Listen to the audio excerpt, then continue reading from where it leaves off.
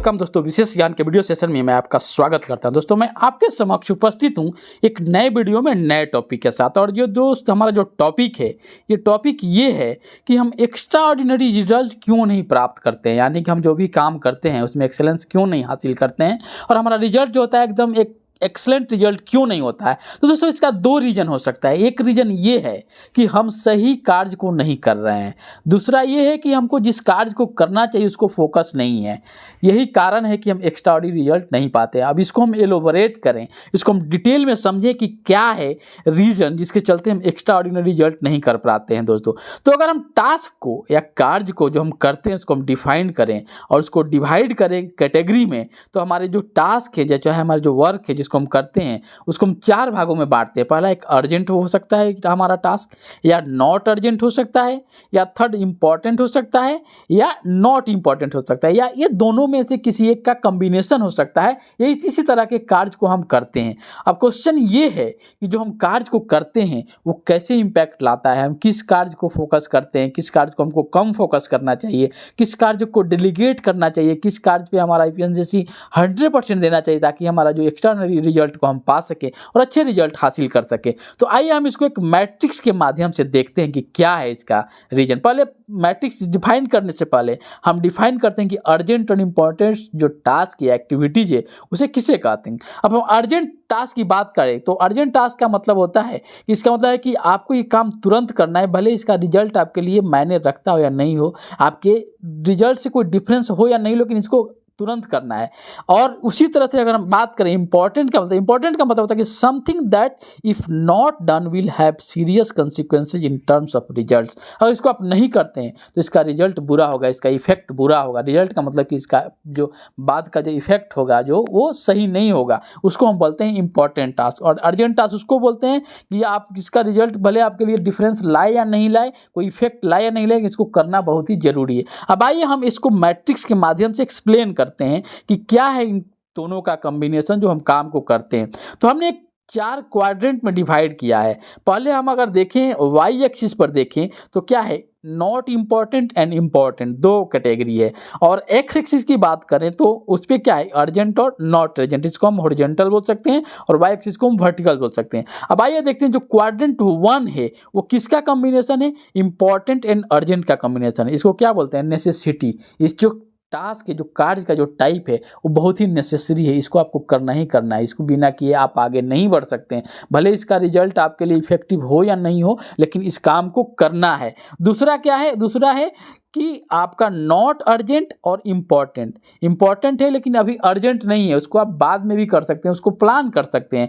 वो जो है उसको हम बोलते हैं एक्स्ट्रा ऑर्डिनरी रिजल्ट। यही जो है आपके फ्यूचर में चाहे आपके लिए इसका जो रिजल्ट होगा बहुत ही इफेक्टिव होगा और आपकी प्रोडक्टिविटी को बढ़ाएगा। भले ही ये अर्जेंट नहीं है लेकिन इम्पॉर्टेंट है, आपको इसका फ्यूचर में बहुत ज़रूरी है और आपके ग्रोथ के लिए बहुत ज़रूरी है। तो यह है क्वाड्रेंट 2। उसके बाद हम क्वाड्रेंट 3 की बात करें तो क्या है, ना इम्पॉर्टेंट है ना अर्जेंट, यानी कि नॉट इंपॉर्टेंट और अर्जेंट, इंपॉर्टेंट भी नहीं है और अर्जेंट है। तो इसका क्या है, डिस्ट्रैक्शन है, इसको हम डिस्ट्रैक्शन की कैटेगरी में रखते हैं। उसी तरह से जो चौथा क्वाड्रेंट है यानी कि नॉट अर्जेंट और नॉट इंपॉर्टेंट, यानी कि वेस्ट है, इस काम को करने का कोई मतलब नहीं है, इसको करने से आपको नुकसान ही नुकसान है, कोई फायदा नहीं है।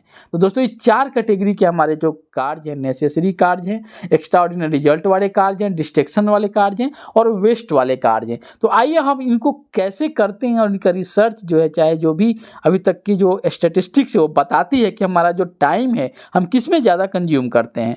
तो उसी तरह से अगर हम बात करें जो क्वाड्रेंट 1 नेसेसिटी वाला वर्क है, ये क्राइसिस वाला वर्क। जैसे कि एग्जांपल लेते हैं, मान लीजिए आपके फैमिली मेंबर में किसी का तबीयत खराब हो गया, किसी को कोई बीमारी हो गई, चाहे उसको मेडिकल रिक्वायरमेंट है, उस काम को आप टाल नहीं सकते हैं, उसको आपको इमीडिएट उस पर एक्शन लेना पड़ेगा। तो ये आपका नेसेसरी वाले कैटेगरी में है। उसके बाद अगर हम डिस्ट्रैक्शंस वाले बात करें तो डिस्ट्रैक्शंस वाले काम क्या है, मान लीजिए आपका कोई मीटिंग है, चाहे कोई टेक्निकल इशू आ गया, तो आप उसको आप नहीं करके किसी के माध्यम से करा सकते हैं, क्वाड्रेंट 3 है। और वेस्ट क्या है, वेस्ट का मतलब है टीवी देखना, इसी तरह से फालतू का गप करना या आपको सोशल मीडिया पर टाइम वेस्ट करना, ये क्या है, ये वेस्टेज वाले कैटेगरी में है, यानी कि नॉट अर्जेंट और नॉट इम्पॉर्टेंट। सबसे इम्पॉर्टेंट क्या है, एक्स्ट्रा ऑर्डिनरी वाले कार्ड है, जिस कार्य को हमको प्रोएक्टिव होकर प्लान कर प्रिवेंशन के साथ एक हेल्दी रिलेशनशिप को मेंटेन करते हुए इस काम को हमको करना है, जो कि हमारे लिए जाके आगे रिजल्ट को प्रभावित करेगा। अब आइए हम इसके बात करते हैं, इसको थोड़ा और डिटेल में एक्सप्लेन करते हैं। अब जो टाइम जो स्पेंड करते हैं इन 4 कैटेगरी के काम पे वो क्या है, अगर देख सकते हैं हम क्वाड्रेंट 1 में 27% से ज़्यादा टाइम में स्पेंड करते हैं, यानी 27.6% जो टाइम है हमारा क्या जाता है, नेसेसरी वर्क में जाता है। उसके बाद Q3 है डिस्ट्रैक्शंस वाला है, उसमें कितना है 23.6% है, और हमारा एक्स्ट्राऑर्डिनरी में कितना है 30.8% है। और जो क्वाड्रेंट 4 है यानी कि वेस्टेज वाले, उसमें क्या है मोर देन 17% हम टाइम जो वेस्ट करते हैं, वेस्ट वाले कार्य में करते हैं, वो क्या है। तो अगर हम देखें क्वाड्रेंट 3 और क्वाड्रेंट 4 यानी कि डिस्ट्रैक्शंस और जो वेस्ट है, इन दोनों के परसेंटेज को हम मिलाएं तो 23.6% प्लस 17.9% मिलकर हो जाता है हमारा 41.5%। यानी कि हम 40% से ज़्यादा टाइम जो है हम बेकार के कार्य में व्यतीत कर रहे हैं। जो कार्य जिसमें 2 कैटेगरी है, जो कार्य हम दूसरे के माध्यम से करा सकते हैं या जिसको हमको करने की ज़रूरत नहीं है, जिसको हम वेस्ट करते हैं, जब हम टाइम बर्बाद करते हैं, इसमें हमारा 40 दोनों को मिलाएं तो हम 41% से ज़्यादा टाइम इसमें स्पेंड करते हैं। तो ये हमारे लिए कैसे एक्स्ट्राऑर्डिनरी रिजल्ट प्राप्त कराएगा, क्योंकि हमारा मैक्सिमम टाइम तो दूसरी जगह जा रहा है। और क्वाड्रेंट 1 में देखिए उसमें तो आप उसको कटौती नहीं कर सकते, आपको तो देना ही, कोई अर्जेंट रिक्वायरमेंट आ गया जो नेसेसिटी है, जैसे मेडिकल इमरजेंसी का मैंने चर्चा किया था कि वो एक जो है नेसेसरी वर्क उसमें आपको करना ही करना है। तो उसको करते हुए आप जो क्वाड्रेंट 2 है यानी कि एक्स्ट्राऑर्डिनरी रिजल्ट वाले काम है, उसमें आपको टाइम को इंप्रूव कर सकते हैं Q3 और Q4 के टाइम को बचाकर। अब आइए देखते हैं हमारा जो हम रिजल्ट हमको मिलता है वो क्या है। अब क्वेश्चन ये है कि एक्स्ट्राऑर्डिनरी रिजल्ट के लिए यानी क्वाड्रेंट 2 के लिए आप प्लान कीजिए। क्वाड्रेंट 1 में आपको क्या है डू फर्स्ट क्राइसिस वाला काम, इसको तो करना ही करना है। क्वाड्रेंट 2 में क्या है डिसाइड व्हेन गोल, आपको डिसाइड करिए, उसका प्लान कीजिए, उसको शेड्यूल कीजिए, गोल बनाइए, उसके हिसाब से प्रोसेस में आइए और उस काम को करिए, क्योंकि यही जो है आपको एक्स्ट्राऑर्डिनरी रिजल्ट देगा। और इसका तुरंत जो क्या है अर्जेंट नहीं है लेकिन इंपॉर्टेंट है, आपके लिए काफ़ी आगे इसका मायने रखता है और आप इसके चलते आगे ग्रोथ करेंगे। तो एक्स्ट्राऑर्डिनरी टास्क को क्या डिसाइड करके उसके अच्छे प्लान के साथ कीजिए। थर्ड क्वाड्रेंट क्या है डेलीगेट कर दीजिएगा, आपको जो डिस्ट्रैक्शन वाला क्या काम है आप दूसरे से करवा लीजिए। जो ऑफिस का कोई ऐसा काम है जो आप नहीं करके आपके सबऑर्डिनेट कर सकते हैं उनसे करवा लीजिए। कोई टेक्निकल इशू आ गया आपके सिस्टम में तो दूसरा कोई कर देगा, आपको करने की ठीक करने की जरूरत नहीं है, तो आप डेलीगेट कीजिए, मैंने दूसरे को से उस काम को करवाइए। और चौथा क्या है डिलीट इट, यानी कि डिस्ट्रैक्शन जो है ये जो है वेस्ट वाले जो काम है इसको आपको डिलीट करने होंगे, इसको आपको काम को रोकना होगा, इसमें टाइम को बर्बाद नहीं करना होगा। तो सबसे इंपॉर्टेंट क्या है क्वाड्रेंट 2 है, इसको एक प्लान के साथ डिसाइड करके गोल बनाइए और हर स्टेज पे कैसे इसको कंप्लीट करना है उस पर फोकस होकर काम कीजिए, तभी जाकर आप एक्स्ट्राऑर्डिनरी रिजल्ट प्राप्त करेंगे। अब आइए हम रिजल्ट के माध्यम से देखते हैं। देखिए नेसेसरी वर्क जो है इसमें हमारा रिटर्न क्या होता है, रिटर्न इसमें 0 होता है। जो आपको करना है, जो किए उसका जो आउटपुट है वो आया, उसमें ना कोई आपको नुकसान है ना कोई फायदा है, वो आपको करना ही करना है। उसके बाद क्वाड्रेंट 3 डिस्ट्रैक्शन वाले में क्या आपको नुकसान होता है। मान लीजिए कि आपका इंपॉर्टेंट टाइम अगर 1 घंटा आप काम में कुछ ज़्यादा इफेक्टिव कर सकते हैं और दूसरे काम को जो आप दूसरा भी कोई कर सकता था उसमें अपना टाइम वेस्ट कर दीजिएगा, तो क्या है आपका क्या है इसमें नुकसान होगा, आप अच्छे से रिजल्ट नहीं आएगा। और वेस्ट मतलब बेकार है, इसमें आपको 100% नुकसान है। फायदा क्या है एक्स्ट्राऑर्डिनरी जो आउटपुट वाले जो काम है, प्रोडक्टिव वाले काम है, जो क्वाड्रेंट 2 है यानी कि इंपॉर्टेंट बाकी नॉट अर्जेंट है, उसको करिएगा तो आपको एक्सपोनेंशियल आपका ग्रोथ होगा।